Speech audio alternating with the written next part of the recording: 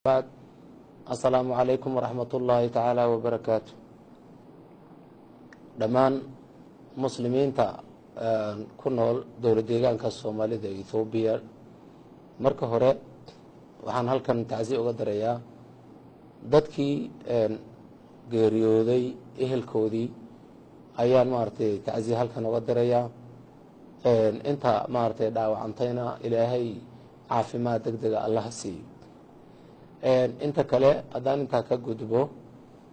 waxaan jeclahay inaan halkan anoo ku hadlayo codka golaha sare ee arrimaha islaamka deegaanka iyo magartay magaca culimaa u diinka dhamaantii waxaan leeyahay walaalayaal nabad baa naas la nooga leeyahay Soomaalida ku mahmaada diinteena waa salaam ilaahi subhanahu wa ta'ala nabadgaliyo Allah ina siiyo waan haysanay nabadgeliyadii aan haysanayna dad wax ma garata oo aan fakaraynin oo aakharana ka fakaraynin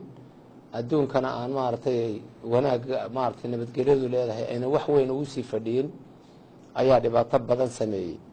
sida darteed waxaan leenahay xasiloonida iyo nabadgelyada ha lagu dadaalo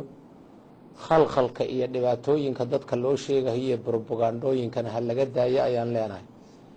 guryaheennii baan ku noolahay dhibaato jirta oo iminka jirta wixii inagu aynu hadda geysanay ee dhalinyartu ay geysatay wax ma garatada mooyaane dhibaato kale oo jirtaayo ma jirto dadkii dhibaatada geystay laftigiisii ee wax ma garatada ahaa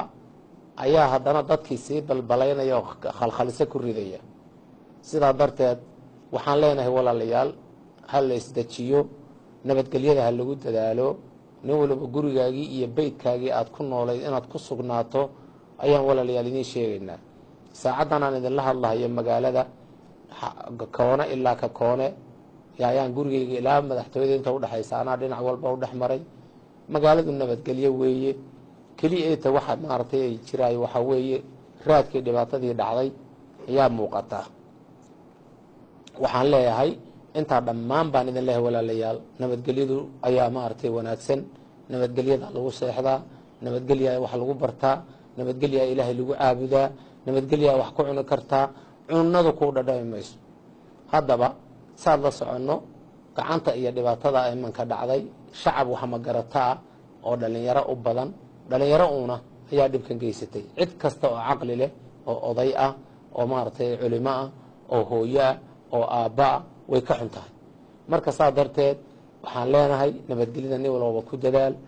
yaacniinka iyo khalkhalkana muslimiinta iyo dadka deegaanka u dhashay deegaankiini iyo caradiini baan joognaaye dal kale aynu joognay aan tagnay ma jire nabadgelyada ha loo ilaaliyo ha la xasilooniyo ha la ilaaliyo mid kale waxaan leeyahay qoliyaha ganacsatada waxaan fariin u farayaa waxaan leeyahay dadka dukaamada u fura dhibaato jirta ma jirto ciidankii amniga ayaa jooga ciidankii federaalka jooga xaq bayna u leeyihiin hadii meel nabadgelyo darra ay ka dhacdo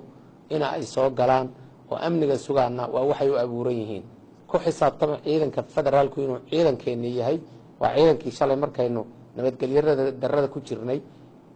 ee dibadaha leenaga soo weerarayay ee gudaheena dhibaatadu ka jirtay waa ciidankii meel walba ku dhimanayay weeyaan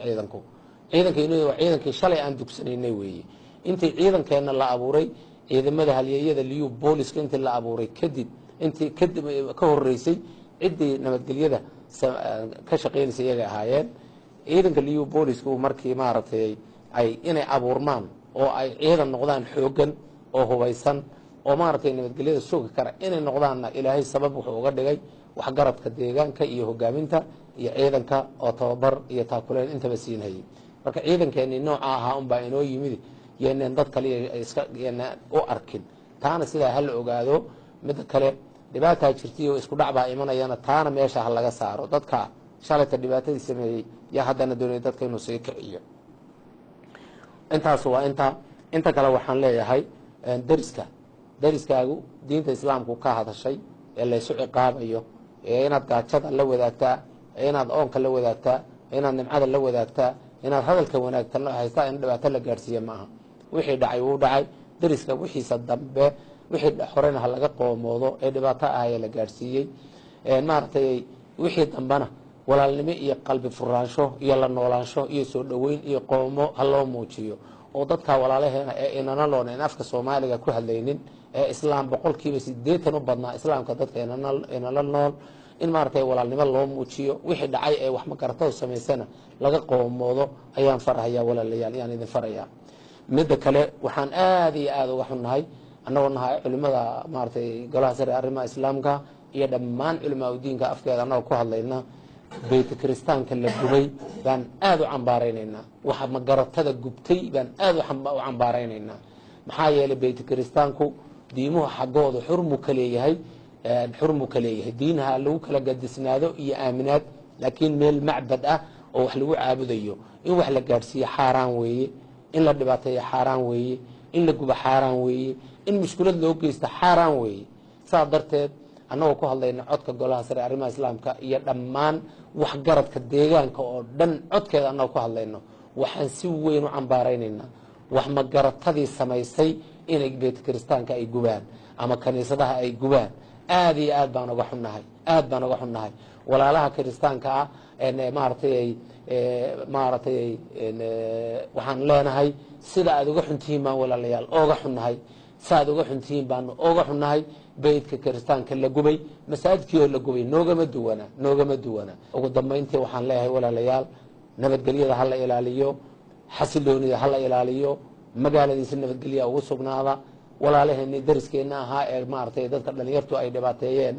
qoomamo iyo waxtar intaba ha loola tago wadanku nabadgelyo weeye xafiiskiisaaka waa la wada furay dhammaanteed way wada furan yihiin beheradihii way furan yihiin ciidamadeeni qaranka ayaa jooga oo maartay nabadgelyada sug ayaa jooga waxaan leeyahay isdajiya annagu culimada haddaanu nahay masaajidaanu ka hadalnay hadda ka horra haddana waanu ka hadlaynaa waanu idin dhex maraynaa makarafoonka idinla dhex maraynaa diin baanu idinku dhex maray